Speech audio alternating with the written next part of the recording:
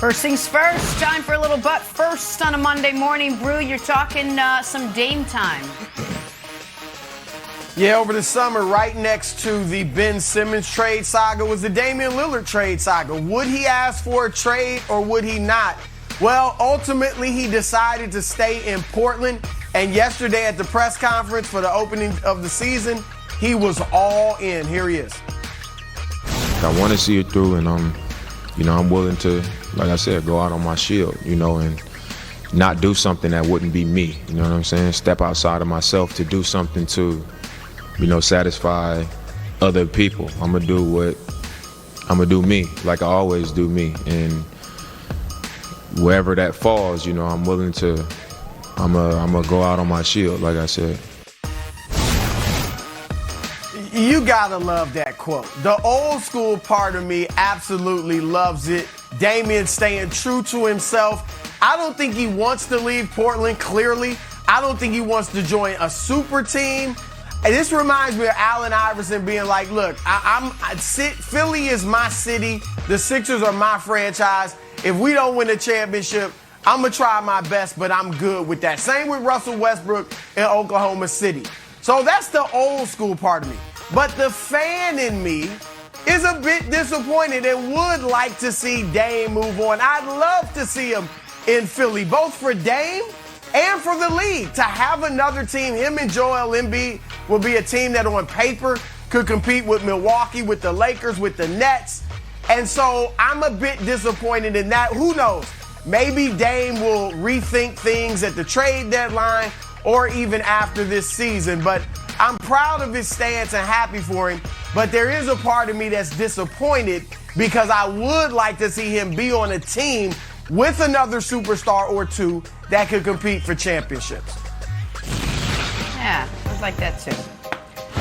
Good stuff, Broussard. So, as Broussard mentioned, NBA training camps open this week. And of the teams we are focusing on this preseason, hello, the 76ers.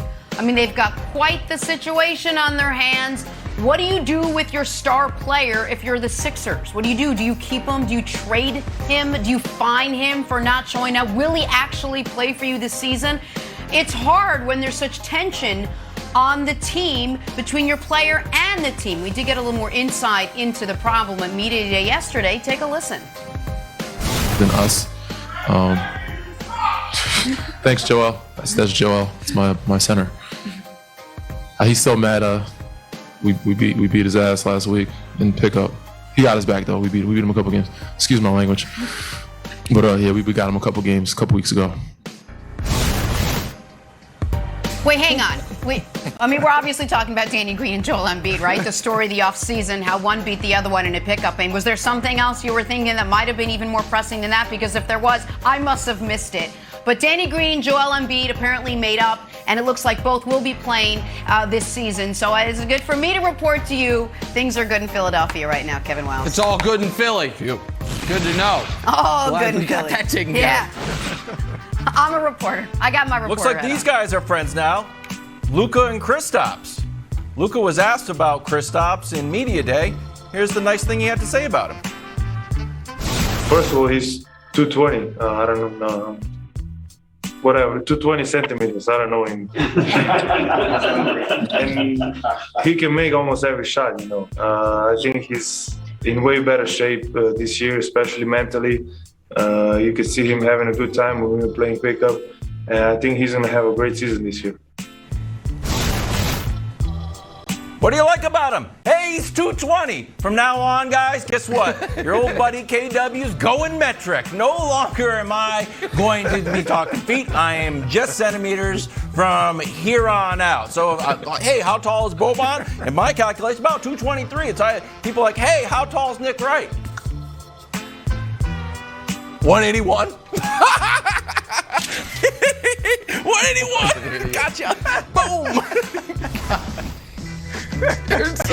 Zeke, he was pretty good, had his best game of the season as well. 95 yards, 2 TDs. Boys get it done. They beat the Birds 41-21. How about that? Just to solidify the fun, Dallas's Twitter account Beat by Dallas. Little dig at Nick Sirianni's practice garb this week that said beat Dallas. Oh, I think we all remember that now. Division wins, always just a little bit sweeter. What do you think, Dak Prescott? Complete from defense, offense, complimentary football, all the way around. Just from halftime, just the way to continue it, the way we communicate it. That was fun. I think that showed just the brotherhood that we're creating and the culture that we're creating within this team. And that's just one, and that's just a step, and that was a big step in the building block of where we're going and what we're trying to accomplish. Oh, Teal Blazers. Broussard, is it starting to look like the Dallas Cowboys are legit contenders in the NFC after what you saw last night? I'm not ready to call them a Super Bowl contender, which is what I consider a contender, getting to the Super Bowl or a chance to. But clearly they're going to get to the playoffs. They're going to win this horrible division. They should go, at the very least, they should go 5-1 in the division, if not 6-0. All right. And so they're going to get into the playoffs. They should have a strong record, so they might get a favorable matchup in the first round. So I could see them winning a playoff game, but I've got them as the fourth best team in the NFC, Jenna. I've got Tampa Bay, the Rams, the Packers, and then the Cowboys. So I would not call them a Super Bowl contender. Now, what I like about them is their offense is becoming incredibly balanced, which is great. All right, we knew they were pass heavy last year or even before that, before Dak went down. And then game one, it was the same thing. The last 2 weeks, they've really been balanced offensively. Nick mocked me. He mocked me when I said they had thunder and lightning in the backfield with Ezekiel Elliott and Tony Pollard. I think he owes me an apology, said it was like a rumble in the wilderness instead of thunder. No, it was thunder last night, Nick. Ezekiel turned back the clock, 5+ yards a carry, and then Pollard came in with the sweetness. They look really nice on the ground. The offense is fine. We know what they can do through the air. The problem is the defense. And their pass defense is bad. The defense has improved. You know, love Micah Parsons. Trayvon Diggs looks like he could be a Pro Bowler. But overall, the defense is really bad against the pass. And when you look at the three teams I had ahead of them, Tom Brady, Matt Stafford, Aaron Rodgers, they will eat them up in a playoff game through the air. So they're a very good team, will make the playoffs, could win a playoff game, Nick, but not a Super Bowl contender.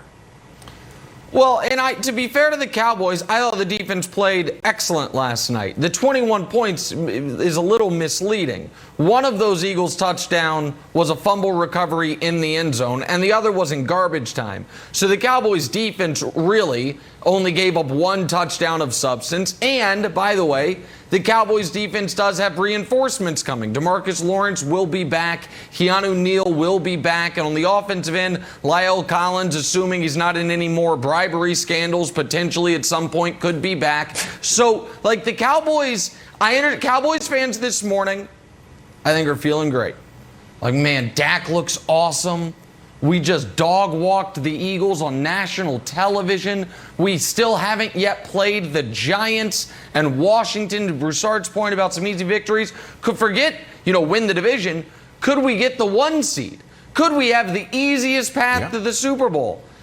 Unfortunately, your buddy Nick Wright is here to tell you none of it matters, because you should feel terrible after last night, because sometimes things happen and they're so bad, they're so egregious that you're like, oh, that right there is why you can't win a championship. And I am here to tell you, unless you have an all-time team or an all-time quarterback, when your head coach cannot tell time, and that's what I'm going to say it. It's not clock management. It's can you tell time, like they teach you in kindergarten. If the answer to that question is no, you're not winning a championship in the NFL. You're not winning multiple playoff games in the NFL.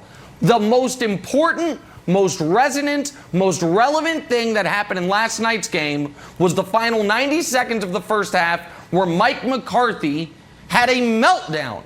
So much so that a referee tried to help him.